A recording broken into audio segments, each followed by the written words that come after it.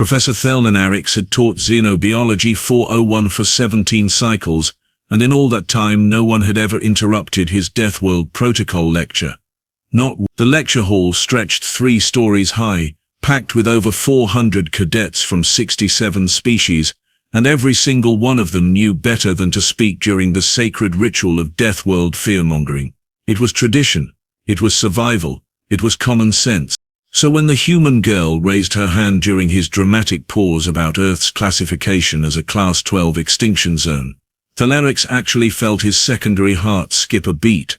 Yes, he pointed one of his 4 arms at her, antenna twitching with irritation. You have a question, Cadet Reeves, Maya Reeves? She stood up, all 5 feet nothing of her, looking absurdly tiny among the hulking Krothnar warriors and the gelatinous Splawn scholars. I just wanted to mention that I walked Earth barefoot. The lecture hall went so quiet you could hear a pin drop in vacuum. Theln'arix blinked all 6 of his eyes in sequence. Surely he had misheard. His translator must have glitched. There was no possible way this tiny, soft-looking creature had just claimed to have survived direct contact with the most hostile planetary surface in known space without protective gear. I beg your pardon, he managed. Barefoot, Maya repeated cheerfully, wiggling her toes inside her regulation boots as if to demonstrate they still existed. You know, without shoes, just feet and dirt, sometimes grass. Once on a beach, but that was more uncomfortable than dangerous, honestly. Sand gets everywhere. A Vrul student in the 3rd row made a choking sound. Someone else dropped their data pad. In the back, a Molex cadet fainted, though to be fair they did that frequently. Theln'arix felt his teaching career flashing before his eyes. 17 cycles of careful instruction of drilling into young minds the absolute terror that Deathworlds represented, and this human was treating Earth like it was some sort of recreational park. Cadet Reeves, he said slowly, fighting to keep his voice steady. Perhaps you misunderstand the classification system. Earth is not merely dangerous. It is catalogued as unsurvivable for unaugmented life. The microbial exposure alone should have... Oh, the bacteria. Maya laughed, and Theln'arix felt something inside him break a little. Yeah, we've got tons of those. They're mostly in our guts, though. Helps us digest food. I've got 40 trillion of them, something like that. They're pretty chill once you get to know them. 40 trillion? This came from Cadet Vaughn, a Hectarian who was rapidly turning from blue to pale yellow. You're telling us you're currently hosting 40 trillion potentially hostile organisms? Well, technically they're symbiotic, not hostile, Maya corrected, sitting back down as if she hadn't just caused a minor panic attack in half the lecture hall. We'd die without them. They're like roommates who actually pay rent. Theln'arix gripped the lecture podium with all 4 hands. Deep breaths. He was a professional. He had a PhD in Xenobiology and 2 master's degrees in comparative survival studies. He could handle one confident human. Let us for a moment set aside the biological nightmare you just described. His antennae were now drooping, a sign of deep stress among his people. Let us focus on the environmental hazards. Earth's atmospheric pressure fluctuates wildly. The temperature variance alone. Oh sure, it gets hot and cold, Maya shrugged. That's why we invented clothes, and buildings, and air conditioning, which honestly, is one of humanity's greatest achievements. Have you ever experienced a really good AC unit on a summer day? Pure bliss. A Krothnar warrior 3 rows over leaned toward his companion and whispered, Is she serious? She sounds serious. Why does she sound happy about this? Furthermore, Theln'arix continued, his voice rising slightly, Earth is tectonically unstable. The very ground shifts and splits without warning. Volcanic eruptions, earthquakes, tsunamis.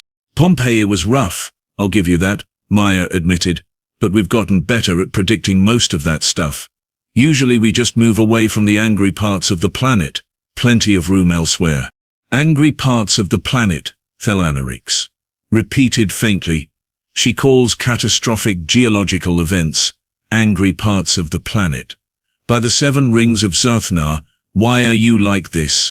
Maya tilted her head, considering evolution, probably. Had to get tough, or die out. We picked tough. This was going poorly. Theln'arix decided to switch tactics.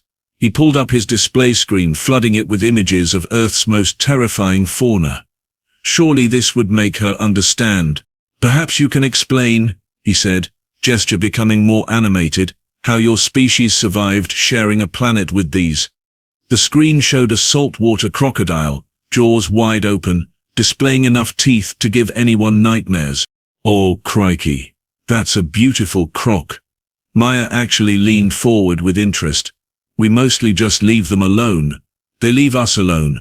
Sometimes tourists get too close and learn a valuable lesson about respecting nature's boundaries. It's a whole thing. We have warning signs and everything. Warning signs, Theln'arix repeated. For creatures that can bite through titanium alloy. Well, not titanium, but yeah, they've got a strong bite. Really good mothers though. Very protective of their eggs. The professor cycled through more images. Bears, sharks, box jellyfish, hippos. With each one, Maya offered increasingly cheerful commentary about coexistence strategies, or fun facts that only made everything sound worse. And you're telling me, Cadet Vaughn interrupted, his color now a disturbing shade of green, that humans just what, live near these things? Well, yeah, Maya said. Where else would we live? They were there first, technically. We're the invasive species if you think about it. That's not how Deathworld classification works. Theln'arix's voice had climbed 2 octaves. Several students were taking notes with the frantic energy of people watching a disaster in slow motion. You don't just accept cohabitation with apex predators. I mean, dogs are technically apex predators if you go back far enough, Maya pointed out. We domesticated wolves. Now they wear sweaters and get birthday parties. It's all about perspective and patience. A Splawn scholar raised a gelatinous appendage. Excuse me, did she just say her species domesticated wolves? The pack hunters? The ones that hunt in coordinated groups with tactical precision? Yep, Maya looked proud. Took a few thousand years, but totally worth it. Now we've got corgis. Have you seen a corgi? They're adorable. Short legs, big ears, endless enthusiasm. Best decision our ancestors ever made. Theln'arix had to sit down. He actually had to sit down on the small stool he kept for emergencies, which he'd only used twice before when students brought in samples of flesh-eating plants without proper containment. Let me understand this correctly, he said, pressing his hands together in what he hoped was a calming gesture, but probably looked like prayer. Your species took one of your planet's most efficient predators, and through selective breeding, turned them into whatever a corgi is. We also have chihuahuas, which are arguably more terrifying than wolves despite being tiny enough to fit in a purse, Maya added helpfully. They've got attitudes that defy their size. Real Napoleon complex energy. This is insane, muttered a student somewhere in the middle rows. This entire species is insane. No, wait. Cadet Theln'arix, a normally quiet Fallon observer, stood up. I want to hear more about the Barefoot thing, because I've been doing the math, and if Earth has all these dangers, plus the radiation from your yellow sun, plus the predators, plus the geological instability, how does anyone survive childhood? How did you survive childhood walking around without protection? Maya's face brightened. Oh no. Theln'arix knew that expression. She was about to make everything so much worse. Oh man, childhood. Okay.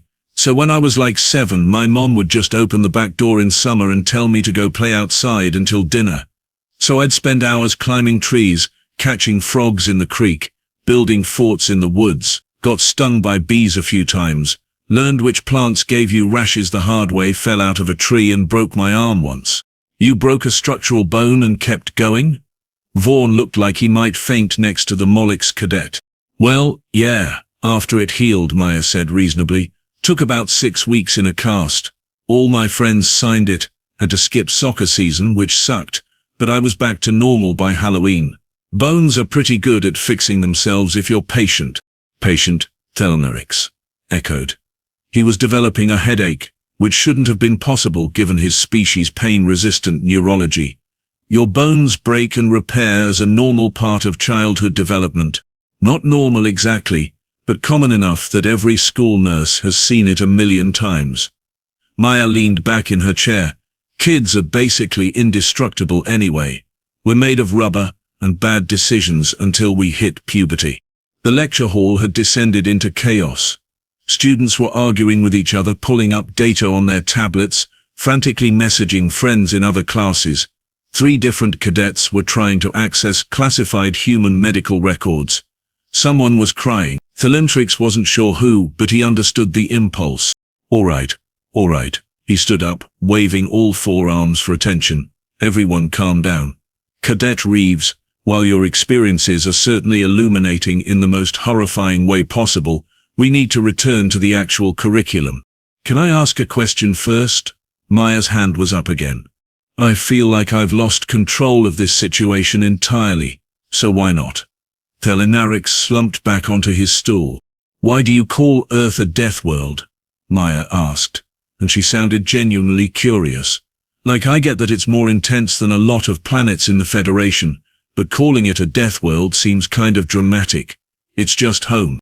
Just home. Just home. Theln'arix stared at her. Around the lecture hall, hundreds of alien faces stared at her. The silence stretched so long it became uncomfortable. Finally, a brave Kruthnar warrior in the front row spoke up. Cadet Reeves, your planet has killed 17 trained xenobiologists who attempted to do field research there. With full protective gear. In controlled environment, your wildlife has a 93% observed aggression rate toward unfamiliar species. Your weather patterns have destroyed 6 research stations. Your ocean contains creatures large enough to swallow our spacecraft whole. And you're asking why we call it a death world. Maya considered this. Okay, when you put it like that, I guess I can see your point. But in our defense, those researchers probably didn't grow up with it. We build up immunity to a lot of stuff from birth. Plus, local knowledge helps. You've got to know which mushrooms to avoid, what to do if you meet a mountain lion, how to read the sky before a tornado. Basic survival stuff. Basic survival stuff. Theln'arix was standing again, all 4 arms gesticulating wildly. Cadet Reeves, most species consider basic survival to be finding food and shelter. You're describing combat readiness against your own ecosystem. Is there a difference? Maya asked innocently. That did it. That absolutely did it. Theln'arix made a decision that would change the entire trajectory of the Xenobiology program. He walked to his desk, pulled up his class roster on his datapad, and made a few quick notes.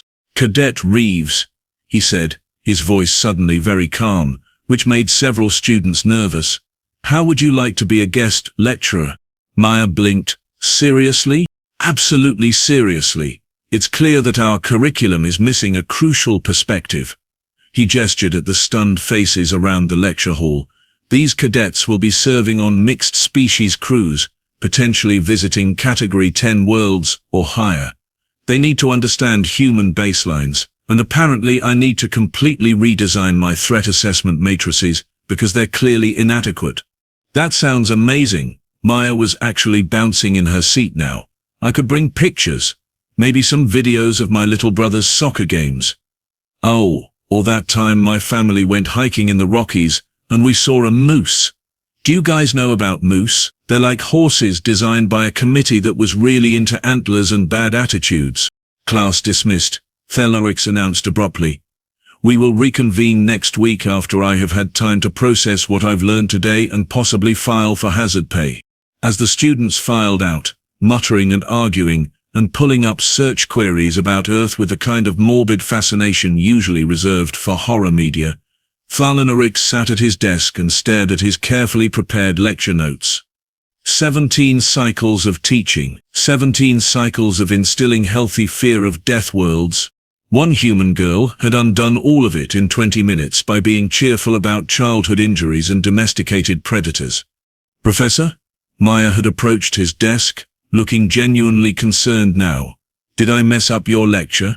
I didn't mean to cause problems. Theln'arix looked at her, this small human who had survived the unsurvivable so casually she thought, Warning signs for creatures that could bite through metal were adequate safety measures. "No, Cadet Reeves," he said finally. "You didn't mess it up. You made it better, more accurate. Significantly more terrifying, but better." He paused. "Though I do have one question." "Sure. This moose you mentioned. Should I be concerned?" Maya's grin could only be described as evil. "Ah, Professor, next week I'll tell you about Canadian geese. They're way worse than moose." As she walked away, Theln'arix pulled up a priority message to the Academy Board of Directors. Subject line: requesting immediate curriculum review and possibly therapy. He had a feeling the next few weeks were going to be very educational, and possibly traumatizing, but mostly educational. Probably. The following week, Theln'arix arrived at the lecture hall to find it absolutely packed, not just with his registered students, but with cadets from other classes, several faculty members lurking in the back rows, and disturbingly, 3 members of the Academy's Threat Assessment Committee, sitting in the front with recording equipment. Apparently word had spread. "Good morning everyone," he began, antenna already twitching with stress. "I see we have some visitors today. How wonderful, how absolutely terrifying." Director Kellith, a stern Valorian with scales that shifted colors based on mood, currently a suspicious orange, raised one clawed hand. "Professor Theln'arix, we received your request for curriculum review. Given the unusual nature of your report, we felt direct observation was warranted." "Of course you did," Theln'arix muttered. He spotted Maya in her usual seat, looking completely unbothered by the crowd. She waved at him. He waved back weakly. "Well then, shall we begin? Cadet Reeves, please come to the front." Maya bounded down the steps with the kind of energy that made several audience members flinch. She reached the podium, pulled out her personal datapad, and beamed at the crowd. "Hi everyone. So Professor Theln'arix asked me to talk about growing up on Earth, and I've prepared a presentation. Fair warning, some of this might seem intense, but I promise it's all completely normal where I'm from." "That's what concerns us," muttered a faculty member in the back. Maya tapped her pad, and the display screen lit up with an image of a small human child, maybe 3 years old, covered head to toe in mud, holding what appeared to be a large amphibian. "This is my little brother Danny when he was 4. He'd just caught a bullfrog down by the pond near our house. See how happy he is? That's because catching stuff with your bare hands is like peak childhood achievement." A Splawn scholar raised a gelatinous appendage. "Excuse me, but that creature appears to be coated in a mucous membrane. Doesn't that present a contamination risk?" "Oh yeah, frogs are slimy," Maya agreed cheerfully. "That's kind of their whole thing. You just wash your hands afterwards. Mom had a rule about no frogs in the house, but that didn't stop Danny from trying to sneak them into his room. We had a catch and release program going for like 6 summers straight." She clicked to the next image. This showed a family gathering around a smoking metal box in what appeared to be an outdoor setting. Several humans were standing very close to actual open flames. "This is a barbecue from last summer. That's my dad manning the grill. We're cooking meat over direct fire, which I guess is pretty primitive by galactic standards, but honestly nothing tastes better than grilled burgers and corn on the cob. The smoke adds flavor." "You're cooking food with combustion?" Cadet Vaughn had turned an impressive shade of purple. "Controlled fire? Just out in the open?" "Well, yeah. How else would you grill?" Maya looked confused. "I mean, we have ovens and microwaves too, but grilling is more fun. It's a social thing. Dad takes it very seriously. He has special tongs and everything." Director Kellith leaned forward, scales shifting to a concerned yellow. "Cadet Reeves, are you telling us that recreational fire use is common among human civilians?" "Super common. Camping, grilling, fire pits in the backyard, birthday candles, fireplaces in winter." Maya counted on her fingers. "Oh, and fireworks. Can't forget fireworks. Every 4th of July we blow up a small portion of the sky to celebrate our independence. It's fantastic, really loud, lots of colors, definitely some fire hazards, but that's part of the fun. You celebrate by creating explosions," Theln'arix said flatly. "Deliberately. The bigger the better." Maya's enthusiasm was physically painful to witness. Although there was that one year when Uncle Rick's firework display got a little out of control and we had to call the fire department, but they were cool about it. Happens more often than you'd think. She clicked to another image.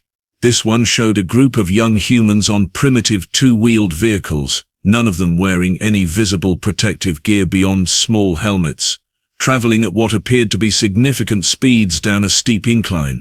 This is me and my friends biking down Reaper's Hill. It's called that because it's really steep and like 3 kids have broken bones there, but that just makes it more exciting. The trick is to lean into the turns and don't panic when you hit 25 miles per hour. 25 miles per hour on an unpowered vehicle with minimal safety equipment? This came from a Hectarian engineer who had just calculated the kinetic energy involved. That's suicide. Nah, that's summer vacation, Maya corrected. Actual suicide would be trying it without a helmet. We're not stupid. Evidence suggests otherwise, someone mumbled. The presentation continued, each image more horrifying than the last. Maya swimming in natural bodies of water that contained unknown microorganisms and actual predators. Maya climbing trees that had to be at least 40 feet tall. Maya and her family hiking in mountainous terrain where a single misstep could result in fatal falls. Maya at something called a theme park, strapped into a machine specifically designed to simulate potentially lethal speeds and forces for entertainment purposes. Roller coasters are the best, Maya explained, showing a video of humans screaming while being flung through the air on metal tracks. This one goes upside down 4 times and hits 70 miles per hour. I rode it 6 times in a row and only threw up once. A Moloch's cadet fainted. That made 3 so far. Cadet Reeves, Director Kellith, interrupted. Scales now a distressed crimson.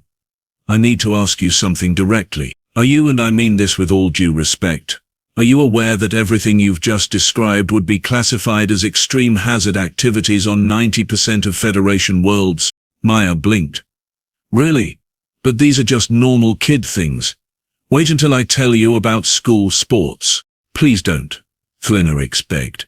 Too late. So I played soccer for 8 years, which involves running at high speeds while deliberately kicking a ball, and occasionally each other. Shin guards are mandatory, but that doesn't stop injuries. I've had 2 concussions, a sprained ankle, countless bruises, and one memorable game where I took a ball to the face and broke my nose. You continued playing a sport that gave you brain injuries. Vaughn looked like he might pass out. Multiple brain injuries. Well, after proper recovery time, yeah. Concussion protocol is serious business. You sit out, do the tests, wait for clearance from the doctor. Usually back on the field in a few weeks. Maya shrugged. Sports are competitive. Injuries happen. You tape it up and keep going. Tape it up, Theln'arix repeated.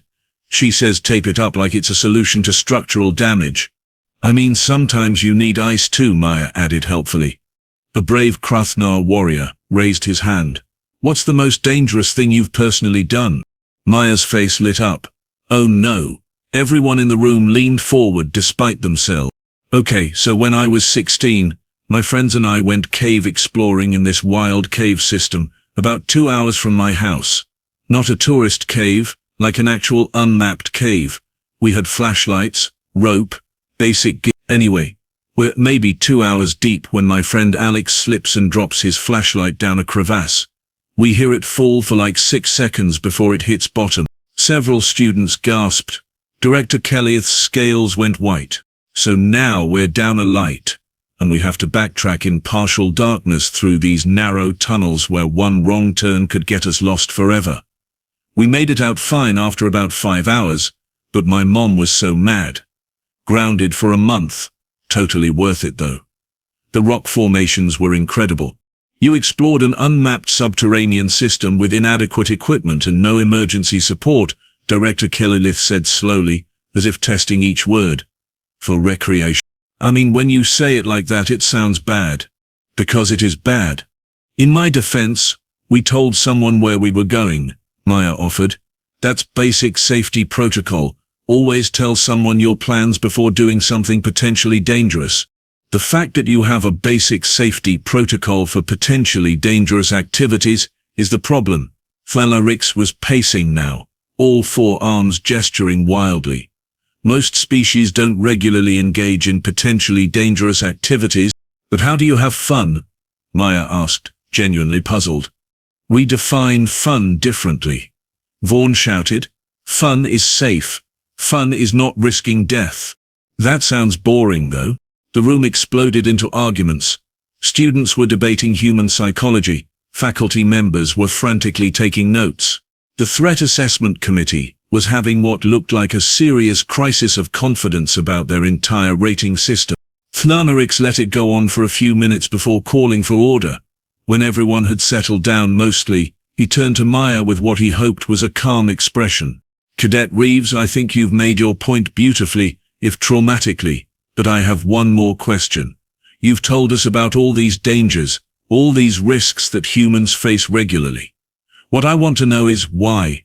Why do any of this? Why not just stay safe? Maya was quiet for a moment, actually thinking. When she spoke, her voice was softer, more serious. Because staying completely safe means never growing, never learning, never testing yourself. Yeah, Earth is dangerous. Yeah, we could all just stay inside in climate-controlled boxes and avoid every possible risk. But we'd miss everything. The feeling of wind on your face when you're biking down a hill. The accomplishment of reaching a mountain summit. The taste of food cooked over an Eden fire. The stories you tell for years about that time everything went wrong but you made it through. She looked around the room, meeting eyes or optical sensors, or whatever various species used to see. We don't do dangerous things because we're stupid or reckless. We do them because life is short and the universe is huge, and there's so much to experience. Every scar is a story. Every close call is a lesson. Every challenge overcome is proof that we're capable of more than we thought. That's not a death wish. That's being alive. The lecture hall was completely silent. Director Kelleth stood up slowly, scales cycling through colors before settling on a thoughtful blue. Cadet Reeves, how would you feel about leading an expedition? Everyone turned to stare at the director. Excuse me? Theln'arix felt his heart skip again. That was happening a lot lately. An expedition to Earth, Director Kelleth continued. Supervised, controlled, with full safety measures in place. But I think the Academy would benefit from direct observation of human environmental adaptation. With Cadet Reeves as our guide, you want to take students to a Class 12 Deathworld, Theln'arix said slowly. I want to take volunteers to a planet that's produced the most successful survival specialists in the known galaxy. Director Kelleth corrected. Under the guidance of someone who knows the terrain. This could revolutionize our understanding of adaptive training. Maya looked like someone had just handed her the best present ever. Are you serious?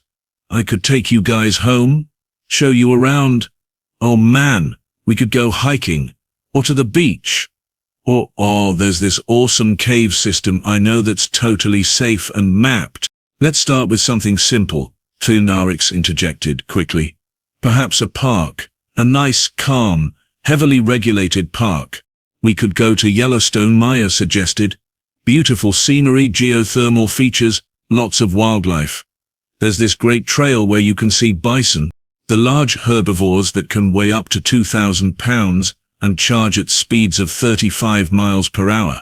Vaughn had pulled up information on his datapad. Those bison, they're usually pretty chill if you give them space, Maya assured him.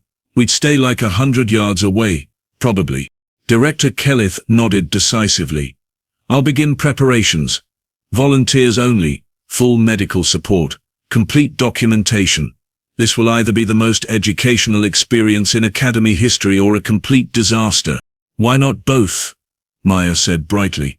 As the lecture hall emptied, students arguing excitedly or nervously about whether to volunteer, Theln'arix found himself alone with Maya at the podium. You know, he said quietly, a few weeks ago, I would have said this was the worst idea in the history of xenobiological education. And now I think it might be the worst idea that I'm actually going to support. He managed a tired smile. You've changed how I think about survival, Cadet Reeves. Maybe that's what we needed. Maya grinned. Just wait until you try s'mores over a campfire. They're marshmallows and chocolate melted between graham crackers.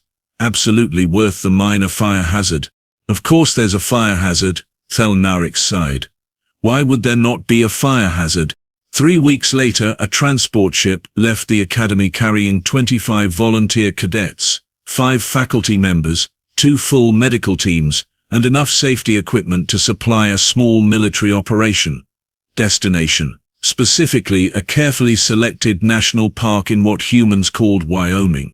Maya stood at the viewport, watching her home planet grow larger, a blue and green marble wrapped in white clouds. Behind her she could hear Cadet Vaughn nervously reviewing emergency protocols for the 15th time. Professor Theln'arix was meditating in the corner, all 4 arms folded, preparing himself mentally for what was to come. Director Kaleth approached, scales a determined green. Having second thoughts about this, Cadet Reeves. Not at all, Maya said. I'm excited to show everyone that Earth isn't just about danger. It's about beauty and wonder and life in all its messy, chaotic, incredible forms. And if someone panics, then we'll deal with it. Together. That's what humans do. She smiled. Besides, I packed extra granola bars and a first aid kit. We'll be fine. As the ship entered Earth's atmosphere, proximity alarms began beeping, warning of atmospheric turbulence, radiation levels, and about 40 other factors that made the planet hostile to most galactic life. Maya just smiled wider. Welcome to Earth, she thought. Try not to die, but definitely try to live. The adventure was just beginning.